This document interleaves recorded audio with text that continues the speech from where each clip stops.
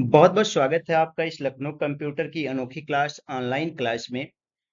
आज की वीडियो में हम आपको बताने वाले हैं कि एक्सेल में कुछ सवालों के जवाब जो आपके इंटरव्यू में पूछे जाते हैं और किस तरीके से उस क्वेश्चन को आपको यहाँ पे सॉल्व करना होता है। उन सभी सवालों के जवाब एक एक करके जो स्क्रीन के सामने आपको क्वेश्चन दिख रहे हैं, इन सभी सवालों को हम जवाब देने वाले हैं। तो बने रहिएगा चैनल के साथ। वीडियो अच्छी लगती हो तो चैनल को सब्सक्राइब करिए और लाइक करना तो बिल्कुल ना भूलिएगा। चलिए, ये देखिए एक क्वेश्चन है हमारे पास, क्रिएट द वर्कशीट। और यहाँ पे देखिए नीचे एक वर्कशीट दिया हुआ है और ये बताया गया है कि इस तरह का वर्कशीट आप बनाइएगा और उसे एम्प्लॉय डिटेल के नाम से सेव करना है। तो इस शीट को आप दो तरीके से बना सकते हैं, दो एप्लीकेशन पे, लिब्रे ऑफिस के आप कैल्क में बना सकते हैं, एमएस ऑफिस के आप शीट में भी बना सकते हैं, जिसे एक्सेल शीट के नाम से आप जानते हैं। यहाँ पे मैंने शीट क्रिएट कर दिया है ताकि जल्दी से हम आपको फार्मूले बता सकें। देखिए क्वेश्चन, देखिए क्या क्या चीजें हैं। क्वेश्चन जिस तरीके से यहाँ पे इन्होंने डाल रखा है, ये इन्होंने लिखा है कि merge and centre the heading employee database. यहाँ देखिए एम्प्लॉय डाटाबेस हमने लिखा और इस यहाँ पे पहले तो हमने ऐसे बनाया था, फिर इसने क्वेश्चन को सॉल्व किया। तो मर्ज एंड सेंटर पे जब क्लिक करेंगे तो ये पहले सवाल का जवाब यहाँ हो चुका है। दूसरा क्वेश्चन है यहाँ पे, make the column heading in bold format. जो कॉलम है इनको बोल्ड करना है तो सेलेक्ट करिए कंट्रोल के साथ बी या मैनुअल बी पे क्लिक करेंगे तो ये जो कॉलम है वो बोल्ड दिखाई देंगे, यानी बोल्ड हो जाएंगे। चलिए, अब तीसरे सवाल का जवाब यहाँ मिलने वाला है आपको। Count the total number of employee department wise. जो डिपार्टमेंट वाइज है इनमें यहाँ पे आपको टोटल एम्प्लॉय को काउंट करना है। तो चलिए फटाफट यहाँ पे हम एक हेडिंग बना लेते हैं, टोटल नंबर ऑफ। पहले तो डिपार्टमेंट मैंने कॉपी किया है तो इसे पेस्ट कर देते हैं और लिख देते हैं। और क्वेश्चन देखिए यहाँ दिया हुआ है कि टोटल नंबर ऑफ एम्प्लॉय। तो यहाँ पे आप फटाफट एक हेडिंग बना लीजिएगा, टोटल नंबर ऑफ एम्प्लॉय। मैं यहाँ शॉर्ट फॉर्म में दे देता हूँ, आप पूरा का पूरा लिखिएगा। डिपार्टमेंट वाइज डालना है तो यहाँ डिपार्टमेंट वाइज मैं भी टाइप कर लेता हूँ। अब यहाँ पे ये जो हेडिंग आपने बनाया है इसको सॉर्ट कर लीजिएगा, सेलेक्ट करके मर्ज एंड सेंटर करना है। और यहाँ पे चूंकि जो डिपार्टमेंट है उसे आप नोट कर लीजिए। यहाँ पे हम दो डिप एसबीआई है, एलआईसी है। यहाँ लिस्ट में आप देखेंगे तो आपको मिल जाएगा कौन कौन से डिपार्टमेंट। और देखिए ये बार बार रिपीट कर रहा है, पर यूनिक जो होगा वो आप डाल दीजिएगा। यहाँ तीन मिल रहा है, एसबीआई है, एलआईसी है और फिर एफसीआई है। अब यहाँ पे हमें काउंट करना है total number of employee, SBI में कितने, एलआईसी में कितने और एफसीआई में कितने हैं। तो उसके लिए एक फार्मूला आपको लगाना होगा, बराबर का निशान दीजिए और यहाँ पे टाइप करिए COUNT। अब यहाँ पे COUNT टाइप करने के बाद काउंट, उसके बाद इफ लिखिएगा बिना स्पेस का, ओपन ब्रैकेट दीजिएगा। फार्मूला आप स्मॉल और कैपिटल किसी में भी लगा सकते हैं।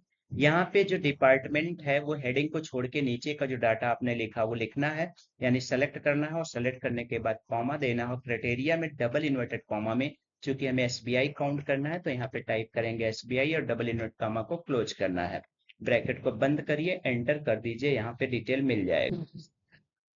अगला सेम ऐसे एलआईसी का जैसे निकालना है तो सिर्फ दोबारा यहाँ पे काउंट करिए, यानी काउंट इफ ओपन। रेंज को सेलेक्ट करना होगा फिर से डिपार्टमेंट वाइज को, और ब्रैकेट अभी क्लोज करने से पहले कॉमा, डबल इनवर्ट कॉमा, और यहाँ पे टाइप करना है LIC, double invert comma, close bracket, close, enter करेंगे, आ जाएगा। इसके बाद तीसरा देखिए डिटेल आ रहा है एफसीआई, हमें डिटेल अभी निकालना है तो यहाँ पे फिर से काउंट इफ, और काउंट इफ का फार्मूला लगाने के बाद अब आपको फार्मूले लगभग लगभग याद हो गए होंगे। रेंज को सेलेक्ट करना होता है, कॉमा देना होता है, डबल इनवर्टेड कॉमा, और यहाँ पे कॉमा देने के बाद ही डबल इनवर्टेड कॉमा लगाइएगा, इस बात का ध्यान रहे। यहाँ पे हमने एफसीआई टाइप किया और यहाँ पे ब्रैकेट को क्लोज कर दिया। अब देखिए हमने पहले यहाँ पे सी नंबर क्वेश्चन का हमने जवाब दे दिया है, total number of employee department wise हमने क्लियर कर रखा। सेलेक्ट कर लीजिए, ऑल बॉर्डर करिए, थोड़ा इसका लुक अच्छा आ जाएगा। इसके बाद देखिए list of the name of employee whose salary is greater than 1,20,000। यानी आपको लिस्ट यहाँ पे निकालनी है एम्प्लॉय का जिसकी सैलरी यहाँ पे कितने, मतलब यहाँ पे नेम ऑफ एम्प्लॉय निकालना है, यानी एक जिनकी सैलरी 1,20,000। तो यहाँ पे लिस्ट निकालना बहुत ही आसान है कि जिनकी सैलरी 1,20,000 से ऊपर है। करना क्या है, जो मेन हेडिंग है उसे सेलेक्ट करिए, कंट्रोल शिफ्ट एल दबाइएगा, यहाँ पे फिल्टर लग जाएगा। जैसे ही कंट्रोल शिफ्ट एल, यहाँ पे मिस्टेक हुआ है भाई, यहाँ हम कंट्रोल जेड सही कर लेते हैं। कंट्रोल शिफ्ट एल प्रेस करना है और सैलरी वाले कॉलम पे जाके सैलरी को आप कर दीजिए यहाँ पे लार्जेस्ट टू स्मॉल। यहाँ पे फिल्टर लगने के बाद फिल्टर वाले लोगो पे क्लिक करिए और यहाँ पे इसे सेलेक्ट कर लीजिए शार्ट लार्जेस्ट टू स्मॉलर। आप पाएंगे नीचे का डाटा 1 लाख से नीचे है, बाकी दो लोगों का जो डिटेल्स है वो ऊपर है। तो ये पूरी को सेलेक्ट करके आप कॉपी कर लीजिए और नीचे जहाँ पे आपके सवाल का जवाब देना है कंट्रोल भी कर लीजिए और यहाँ हेडिंग दिखा दीजिएगा कि लिस्ट ऑफ जो भी डिटेल मांगा है, list name of employee with salary greater than 1,20,000।